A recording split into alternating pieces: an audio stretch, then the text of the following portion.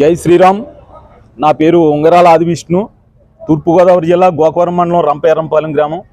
నేను గత 14 సంవత్సరాలుగా అంటే 2011 మార్చి 12వ తేదీన ఏదైతే వైఎస్ఆర్ కాంగ్రెస్ పార్టీ ఆవిర్భవించిందో అదే జగ్గంపేట పట్టణంలో జ్యోతుల నెహ్రూ గారి ఆధ్వర్యంలో వైఎస్ జగన్మోహన్ రెడ్డి గారి సమక్షంలో మేము ఆ రోజున పార్టీలో చేరి గత 14 సంవత్సరాలుగా 3 సార్వత్రిక ఎన్నికలు జరిగాయండి. జగ్గంపేట నియోజకవర్గంలో 3 సార్లు కూడా 2 సార్లు వైఎస్ఆర్ కాంగ్రెస్ పార్టీ అభ్యర్థుల విజయానికి, అంటే 2014లో జ్యోతుల నెహ్రూ గారి విజయానికి, 2019లో జ్యోతుల చంటిబాబు గారి విజయానికి, అలాగే స్థానిక సంస్థల్లో కూడా మరి జడ్పీటీసీలుగా ఈ గోకవరం మండలంలో 2 సార్లు వైసీపీ విజయం సాధించింది. పాలూరు బోసిబాబు గారు, దాసరి శ్రీరంగ ప్రసాద్ రమేష్ గారు.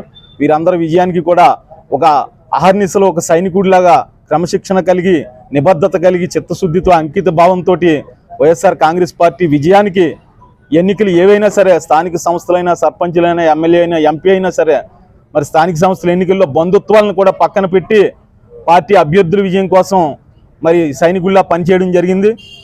అంతటి సుదీర్ఘమైనటువంటి వైఎస్ఆర్ కాంగ్రెస్ పార్టీతో ఉన్నటువంటి అనుబంధాన్ని ఈవేళ నేను దాన్ని వదులుకొని ఈవేళ భారతీయ జనతా పార్టీలో చేరడానికి నిర్ణయించుకున్నాను.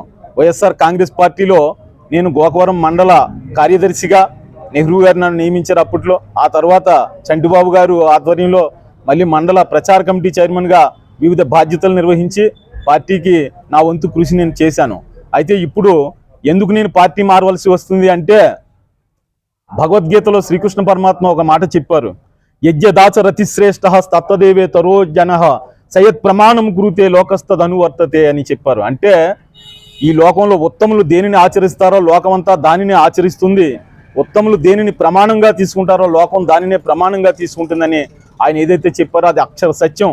ఈరోజు దేశంలో ఉత్తమమైనటువంటి నరేంద్ర మోడీ గారి నాయకత్వంలో ఆయన యొక్క బాటలో నడవాలని కంబాల శ్రీనివాసరావు గారి నిర్ణయం చేస్తే, మరి ఉత్తముడైనటువంటి కంబాల శ్రీనివాసరావు గారి బాటలో నడవాలని నేను, మా పార్టీ సహచరులు అనేక మంది, అదేవిధంగా అనేక మంది ప్రజలు, అనేక మంది కార్యకర్తలు కూడా ఆ యొక్క బాటలో నడవడానికి మేము ఈవేళ వైఎస్ఆర్ కాంగ్రెస్ పార్టీ ప్రాథమిక సభ్యత్వానికి, క్రియాశీలక సభ్యత్వానికి రాజీనామా చేసి రేపు జరిగేటటువంటి భారతీయ జనతా పార్టీ బహిరంగ సభలో రాష్ట్ర అధ్యక్షులు శ్రీమతి దగ్గుబాటి పురంధరేశ్వరి గారి సమక్షంలో శ్రీ కంబాల శ్రీనివాసరావు గారి నాయకత్వంలో మేము భారతీయ జనతా పార్టీలో చేరడానికి నిర్ణయించుకున్నాం.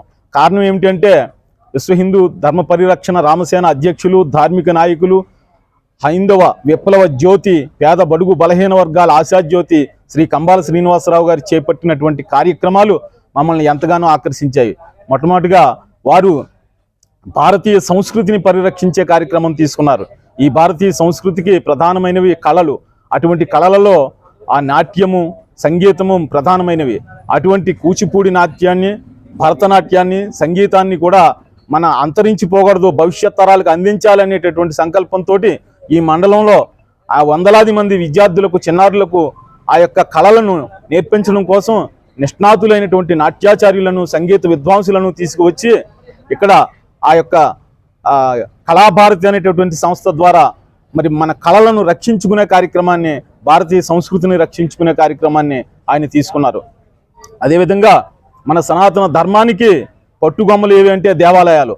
దేవాలయాల్లో వేద మంత్రాల ఆ మంత్రాలతోటి ప్రతిష్టమైనటువంటి ఆ దేవాలయాలు ఏవైతే ఉన్నాయో అటువంటి దేవాలయాలు విద్యాలయాల కంటే, వైద్యాలయాల కంటే ఎంతో ఆరోగ్యాన్ని, ఎంతో విజ్ఞానాన్ని, ఎంతో ధర్మాన్ని, ఎంతో సంస్కారాన్ని ప్రజలకు అందించేటటువంటి ఆ గొప్ప దేవాలయాల పరిరక్షణ కోసం అక్కడ ఎప్పుడు కూడా నిత్యం ధూపదీప నైవేద్యాలు జరగాలని, నిత్యము కలకలలాడని ధార్మిక కార్యక్రమాలు జరగాలనే సంకల్పంతో ప్రతి గ్రామంలో కూడా దేవాలయాలు వైభవోపేతంగా ఉండాలని కోట్లాది రూపాయలు ఖర్చు పెట్టి అనేక గ్రామాల్లో నూతన దేవాలయాల నిర్మాణానికి, అలాగే ఆలయాల అభివృద్ధికి, ఆలయాల పునరుద్ధరణకు కోట్లాది రూపాయలు ఖర్చు పెడుతూ సనాతన ధర్మానికి కొండంత అండగా నిలిచారు ఆయన. అది ఒకటి.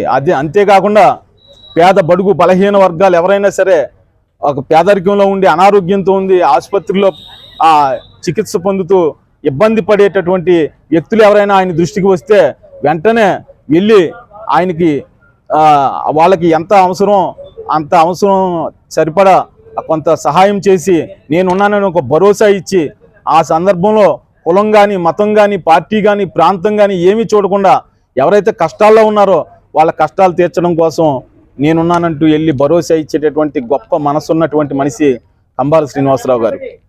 అటువంటి వ్యక్తి నాయకత్వంలో పనిచేస్తే, అటువంటి నాయకుడి నాయకత్వాన్ని బలోపేతం చేస్తే, ఒక సామాన్య వ్యక్తిగా ఒక స్వచ్ఛంద సంస్థ ద్వారానే ఇన్ని సేవలు అందించినటువంటి మహనీయుడు నిజంగా ఆయనకు రాజ్యాధికారం వస్తే, ఆయన ఒక ఎమ్మెల్యేగానో ఎంపీగానో మంత్రిగానో రాజ్యాధికారం ఆయన చేతుల్లోకి వస్తే అప్పుడు ఈ ప్రజలకు, ఈ ప్రాంతానికి, ఈ రాష్ట్రానికి కూడా ఎన్నో మరిన్ని మెరుగైనటువంటి సేవలు అందించడానికి అవకాశం ఉందని, అందుచేత ఆయన ఆధ్వర్యంలో భారతీయ జనతా పార్టీ ఆంధ్రప్రదేశ్లో అధికారంలోకి రావాలని, అంతవరకు ఆయన వెంట మేము నడవాలని, ఆయన నాయకత్వంలో ఈ రాష్ట్రంలో భారతీయ జనతా పార్టీ అధికారం చేపట్టాలని, ఆయనకి రాష్ట్ర స్థాయి పదవి ఉండాలని, ఆయన నాయకత్వంలో బీజేపీ అధికారంలోకి రావాలని, అందుకోసం నేను సైతం ఒక కార్యకర్తగా పనిచేయడానికి రామకార్యంలో ఆనాడు ఉడత ఏ విధంగా తన కర్తవ్యాన్ని నిర్వర్తించిందో ఆ విధంగా ఈ యొక్క మహత్కార్యంలో